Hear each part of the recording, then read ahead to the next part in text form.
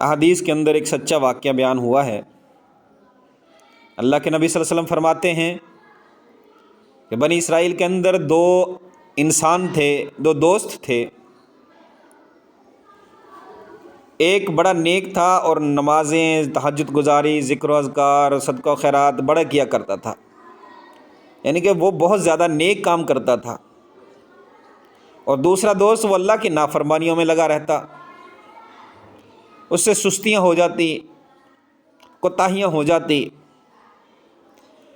اب یہ جو نیک دوست ہے وہ اس کو روکتا تھا گناہوں سے، یار گناہ نہ کیا کر، نیک کام کیا کر، اللہ کی فرما برداری کیا کر، بڑی اچھی بات ہے، تلقین ہر ایک انسان کو کرنی چاہیے۔ پھر کچھ عرصہ گزرا، اس کا جو برا دوست تھا وہ پھر گناہ کر رہا تھا، پھر اللہ کی نافرمانیاں کر رہا تھا۔ کہ اس کا جو نیک دوست تھا وہ بھی وہاں سے گزر رہا تھا، تو اس نے دیکھا کہ یہ تو پھر گناہ کر رہا ہے، اسے پھر تلقین شروع کر دی، نصیحتیں کرنا شروع کر دیا، گناہوں سے روکنا شروع کر دیا۔ برے دوست اس نے یہ بات کی کہ یار یہ میرا گناہ ہے، میں اور میرے رب کا معاملہ ہے، تو جا کے اپنا کام کر، مجھ سے سستیاں ہوتی ہیں لیکن یہ میرا اور میرے رب کا معاملہ ہے، تیرا کام نہیں ہے کہ تو آ کے مجھے اس پر ڈانٹے، تلقین کرے۔ اسے اچھی نہیں لگی۔ نیک دوست کو بھی یہ بات اچھی نہیں لگی کہ میں اسے روبرائی سے روک رہا ہوں اور یہ ہے کہ مجھے آگے سے اوپر سے ڈانٹ رہا ہے۔ تو غصے میں آ کے کیا کہتا ہے؟ نیک بندہ غصے میں آ کے اپنے برے دوست کو کہتا، اللہ کی قسم اللہ تجھے جہنم میں پھینک دے گا۔ یہ ایسا جملہ ہے جو اللہ کو سب سے زیادہ ناپسند ہے۔ اللہ نے موت کے فرشتے کو بھیج کر دونوں کی روحوں کو قبض کر لیا اور اپنے سامنے کھڑا کر کے پوچھا نیک بندے سے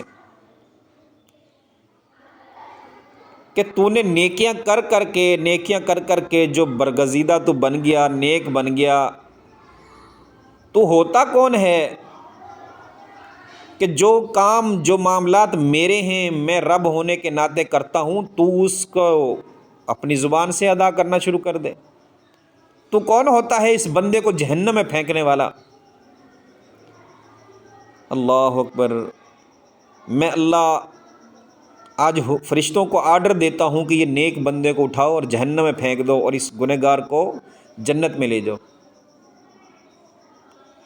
یار یہ چیزیں تو ہم بھی دیکھتے ہیں، ہمارے معاشرے کے اندر بھی موجود ہیں کہ ہم ایک دوسرے کے اوپر فتوے لگا رہے ہوتے ہیں، فلاں بندہ وہ بھی جہنمی ہے، فلاں فرقہ وہ بھی جہنمی ہے، فلاں تو بھی جہنم میں جائے گا۔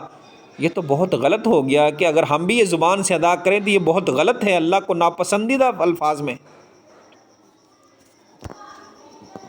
ہمیں ان چیزوں سے بچنا چاہیے۔ جو بندہ گنہگار ہے اس کا معاملہ بھی اس کے رب کے ساتھ ہے، جو نیک و کار ہے اس کا معاملہ بھی رب کے ساتھ ہے۔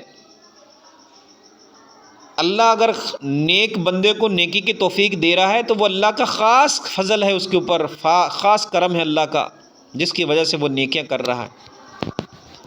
اس کو تو عاجزی اور انکساری کرنی چاہیے۔ ہاں قرآن کے اندر یہ بات آتا ہے کہ اللہ نے فرمایا یامرون بالمعروف وینہون عن المنکر، کہ نیکی کی دعوت دو اور برائی سے منع کرو۔ اس نے نیکی کی جب تک دعوت دے رہا تھا، برائی سے منع کر رہا تھا، وہ تو ٹھیک تھا، لیکن جیسے ہی اس نے اللہ کی چادر کے اوپر ہاتھ ڈالا تو اللہ نے اس کو ہی جہنم میں پھینک دیا، کیونکہ یہ اللہ کے اختیار میں ہے کس کو جہنم میں پھینکنا ہے، کس کو اللہ نے معاف کر کے جنت عطا کر دینی ہے۔ تو یہ چیزیں ہمیں بھی دیکھنی چاہیے۔ اس لیے کہتے ہیں نا، مرنے کے بعد کسی انسان کی برائی نہ کرو، کیونکہ وہ اللہ کے پاس پہنچ چکا ہے اور اللہ نے جو اس کے ساتھ معاملہ کرنا ہے وہ اللہ بہتر جانتا ہے، ہم نہیں جانتے، نہ ہم جان سکتے ہیں۔ اور ہم کہتے ہیں فلاں بندہ گنہگار تھا وہ جہنم میں گیا، فلاں اس نے گناہ کرتا تھا وہ جہنم میں گیا۔ یہ چیز غلط ہے۔ ہمیں اپنی فکر کرنی چاہیے، دوسروں کی فکر نہیں کرنی چاہیے۔ ان کو صرف نیکی کی تلقین کرنی ہے، برائی سے منع کرنا، یہ صرف ہمارا فریضہ ہے، بس یہی کرنا ہے، اس کے علاوہ مزید زبان سے ہم نے اور کچھ نہیں کہنا۔